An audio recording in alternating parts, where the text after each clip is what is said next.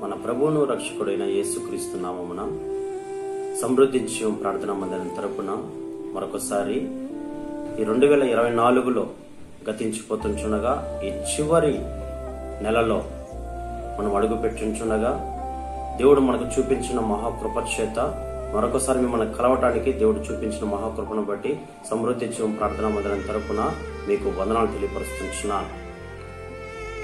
వాక్య సందేశంలోకి వెళ్దాం. యెషయా గ్రంథం 60వ అధ్యాయం 1వ వచనం. నీకు వెలుగు వచ్చి ఉన్నది, నీకు వెలుగు వచ్చి ఉన్నది, లెమ్ము తేజరిల్లుము, లెమ్ము తేజరిల్లుము, యెహోవా మహిమ నీ మీద ఉదయించెను, నీ మీద ఉదయించెను. ప్రియ సహోదరి సహోదరులారా, ఈ యొక్క డిసెంబర్ మాసములో మొదటి వారమున మొదటి రోజున దేవుడు నీతో నాతో మనతో మాట్లాడేదేమంటే, నీకు వెలుగు వచ్చి ఉన్నది, లెమ్ము తేజరిల్లుము, యెహోవా మహిమ నీ మీద ఉదయించెను.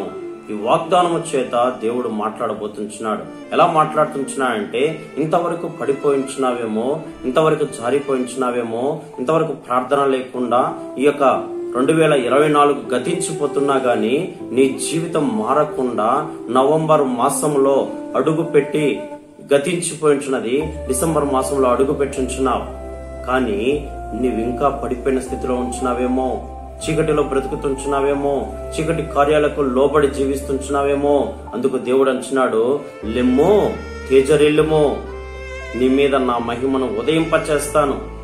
ఇంతకాలము జనవరి మాసంలో నుంచి ఈ యొక్క డిసెంబర్ మాసంలో అడుగు పెట్టే నీతో చెప్పేదేమంటే, నువ్వు పడిపోయించున్నావు, నువ్వు జారిపోయించున్నావు, నువ్వు కృంగిపోతుంచున్నావు, చిన్న చిన్న సమస్యలకు ఒడిదుడుకులకు నీ యొక్క జీవితాన్ని వేదన పరుచుకుంటున్నావు. కానీ ఆయన అంటున్నాడు, నీకు వెలుగు వచ్చిన తల్లి.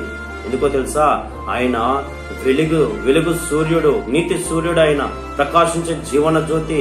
ఆయన పుట్టినప్పుడు ఆ యొక్క నక్షత్రము వెలుగుమయమై ఆ ప్రకాశమైన వెలుగు ద్వారా ఆ యొక్క దూతలు లేకపోతే గొర్రెల కాపరి ప్రకాశమైన వెలుగును చూచి వారు ఏం చేశారు తెలుసా?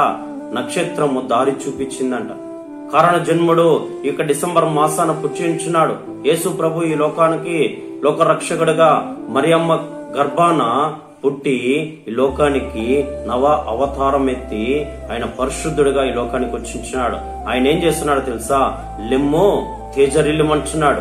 నీ మీద ఆయన మహిమను ఉదయింపచేసే దేవుడు ఈ యొక్క డిసెంబర్ మాసములో నీ మీద ప్రకాశించాలని, ఉదయించాలని, జీవ కిరీటముగా నిన్ను మహిమ కిరీటంలోనికి తీసుకెళ్లటానికి నా ప్రభు నీకు తోడయుండి తన యొక్క మహిమలో నిన్ను నిలపటానికి నా ప్రభు సంసిద్ధంగా ఉంచున్నాడు.